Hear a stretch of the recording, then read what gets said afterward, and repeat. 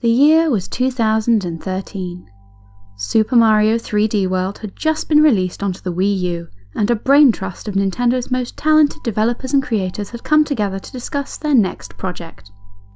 Yoshiaki Koizumi, who'd served as the producer for the past several 3D Mario titles, wanted new ideas. While Nintendo was pleased with their latest game, there did seem to be a growing concern within the company that the Mario brand was playing things safe. Yoshiaki had pioneered an effective formula for level design, and the gameplay ideas that his team had come up with for Super Mario 3D World were inventive and entertaining.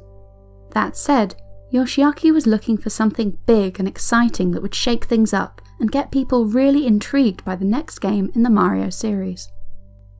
Ideas were not in short supply. Everyone had some fun idea of what new direction to take with their next project.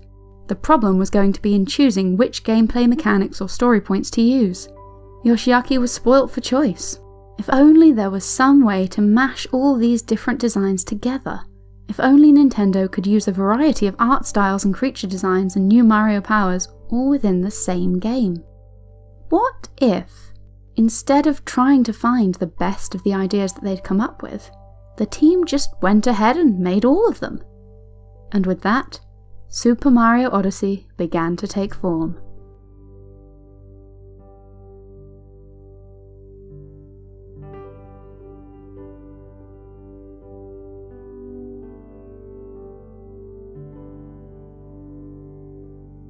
Yoshiaki Koizumi had never really intended to become a games developer. His passion lay in storytelling. As a young man, he dreamed of becoming a movie director, and as such, he studied as part of the Visual Concept Planning Department of Osaka University of Arts. It was there that Yoshiaki first came across Nintendo's star game, Super Mario Bros. He wasn't very good at it. The game was very punishing, and Yoshiaki struggled to make much progress without dying. He ultimately decided that he preferred The Legend of Zelda, because at least in that game he could take more hits from enemies without having to start all over again.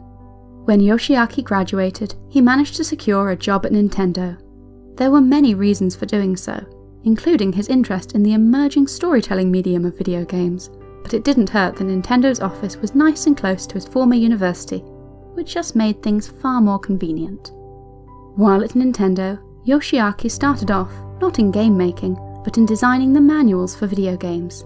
His first job involved creating the manual for The Legend of Zelda: A Link to the Past. As Yoshiaki looked through the resources he'd been given, he felt that something important was lacking. The booklet was designed to teach players how to use items and navigate the game world, but there wasn't much story here. At the time, game manuals often served as context for the adventure players would embark on, helping to explain what was going on, who the heroes and villains of the story were, and why the player should care. Yoshiaki felt that Zelda, with its big, sprawling open world and high fantasy setting, needed a big, epic, grand mythos and lore to match. So, without any particular guidance, he began making one, creating a history for the land of Hyrule, coming up with religious symbols for the land's goddesses, and trying to flesh out the story presented in the games with artwork and mythology of his own creation. Clearly, Yoshiaki's work was appreciated, as when the time came for Nintendo to work on a sequel, in the form of Link's Awakening for the Game Boy, the humble manual designer was brought on board to help plot the story of the game. As Yoshiaki started, he discovered that the team, having already created A Link to the Past, hadn't really given much thought to what the Game Boy game's larger narrative should be about. Despite being a very junior member of the project, Yoshiaki was able to sprinkle in story elements throughout the work, inasmuch as it didn't interfere with anyone else's plans. Yoshiaki came up with a sprawling story of dreams and musical instruments, making Link's Awakening stand apart as an unusually rich narrative work for a game of the era.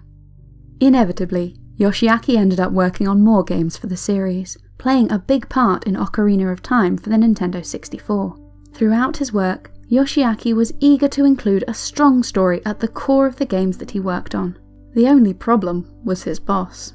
Shigeru Miyamoto, who ironically had started his rise to Nintendo stardom by creating a relatively rich story for the arcade game Donkey Kong, now was more than a little hesitant to put too many cutscenes and story beats into his games. Gameplay should come first, Shigeru thought, and Yoshiaki often clashed with his mentor as the two argued over how overt a story should be in even the cinematic Ocarina of Time. Yoshiaki eventually found that it was easier to sneak his way around Shigeru rather than try to defy the veteran game developer. In Ocarina of Time, Yoshiaki told his intended story incidentally through offhand lines of dialogue from non-player characters or from signs or location decorations. This didn't seem to upset Shigeru too much, and Yoshiaki was pleased with the stories that he was able to tell through this indirect method. The strategy paid off so well, in fact, that eventually Shigeru gave Yoshiaki the chance to create a Zelda game that revolved around storytelling more than anything in the series up to that point. The Legend of Zelda Majora's Mask was built around a 3-day time cycle that Yoshiaki created, and he was able to fill the world with characters that moved around, had conversations with each other, and all had their own unique stories that the players could learn about and interact with. As Yoshiaki's star continued to rise, the heads of Nintendo's creative team gave him more and more freedom. He still had to approve ideas with Shigeru Miyamoto, but he was entrusted with the company's crowning jewel, the Super Mario franchise. Eventually, as Nintendo prepared for their newest console, Yoshiaki and his team found themselves brainstorming new ideas for what to do with Mario next. They needed something standout, something that worked with the unique design of the Switch, that would take Nintendo's mascot in a whole new direction. There were a lot of fun ideas bouncing around the team's discussions. Nobody could settle on a preferred art style, or a consistent theme, or even a unifying set of gameplay controls and power-ups. Then, as the group discussed their plans, a bolt of inspiration hit. Instead of trying to chase some big, new, futuristic idea for the future of Mario's gameplay, the team decided that they should take him back to his 3D roots. They were going to make a big open-world game similar to Super Mario 64, but using the greater hardware power afforded by the new Nintendo console. They were going to throw as many of their ideas together as would fit, no matter how weird and incongruous they felt. Yoshiaki and his team were going to make the biggest, widest, most varied Mario game of all time. The Switch was a big change for Nintendo, and it was dramatically changing the way the company was approaching game design. A portable console that could easily switch into handheld mode needed games that were designed for single-player, on-the-go experiences. Nintendo needed to make sure that their big tentpole games offered deep, immersive worlds for players to get stuck into, while also allowing for small, short bursts of gameplay. It was a tough balance to make. Thankfully, the design of Super Mario 64 fit here perfectly, with a series of big, open worlds that could be explored at will, with plenty of different missions that were possible in each sandbox environment. Thus, Super Mario Odyssey was designed so that players could enjoy lots of little rewards for playing, piece by piece.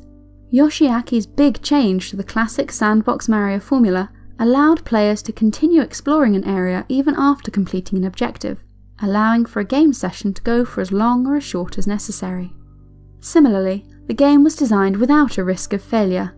Without a live system, Mario Odyssey wouldn't force players to start all over again if they didn't succeed right away, encouraging uninhibited exploration and experimentation. The nice thing about the game's diverse set of sandbox worlds was that the game's developers didn't need to be restricted to a single set of mechanics, or a set art style. In fact, Yoshiaki encouraged his team to come up with the weirdest possible looks for these different worlds. One was polygonal and abstract, while others were hyper-realistic for the sole point of making the player sit up and pay attention. There were no set rules for what these worlds should feel like. As long as the result was fun, everyone was happy. Still though, Yoshiaki had one person's approval that he needed to win. With trepidation, he presented the game to his mentor, Shigeru Miyamoto, for his feedback. Mario Odyssey's bizarre design and gameplay would need to be approved by Nintendo's star designer. Thankfully, Shigeru was on board. He trusted Yoshiaki, and this new game looked like the kind of big, impressive, exciting title that would get people excited about Mario all over again. Shigeru was right. Nintendo fans were thrilled with the look of this brand new Mario game, which felt both completely fresh and original, while also returning to a popular game style that many were eager to see the series revisit. As Super Mario Odyssey went out to reviewers, Yoshiaki felt a wave of satisfaction as the game received near-perfect scores across the board. This ambitious endeavour had done its job, and given players an exciting, fresh experience within the classic Mario framework. The moral of the story is that you can do great things when you step outside your comfort zone. It can be easy and relatively stress-free to stick to a strategy that works in life. Sometimes the fear of failure will keep us from trying something new, whether it's developing a new talent, trying to find a new job, or making significant changes in our lives. It's okay to be concerned when facing upheaval. If you put in the work, try your best and experiment, you may well still fail at your first attempt. What matters though is that you push yourself to try new things. Super Mario Odyssey has proven popular in large part because it's ambitious and because it tries new and different things. Do your best, be creative, and don't be afraid to break the mold. As you work hard to try new things, you never know what amazing things you'll learn about yourself along the way.